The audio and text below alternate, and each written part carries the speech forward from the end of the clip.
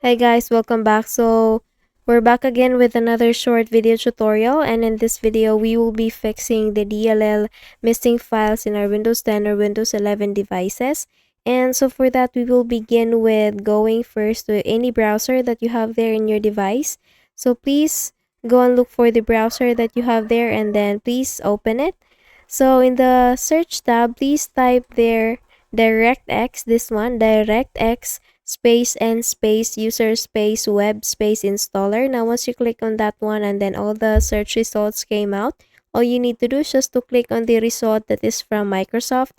Now once you do that, you will be able to click now you will now be able to go to this kind of window. So all you need to do is just to select the language first before clicking on this download button. So please select the language that you would like to prefer and then click on this download button.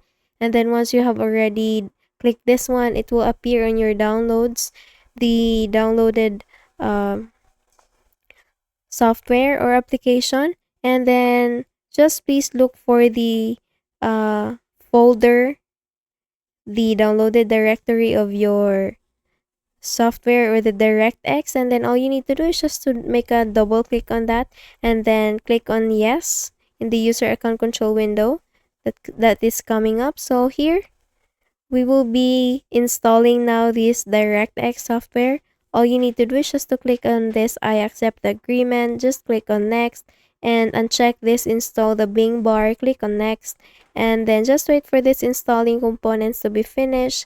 So it's still in initializing. Now once it says or once it shows that you can click on this finish button, just please click on finish and then it will now help you fix the DLL missing files in your Windows 10 or Windows 11 devices.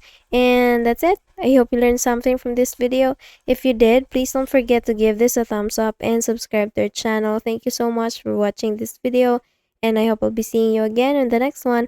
Bye bye.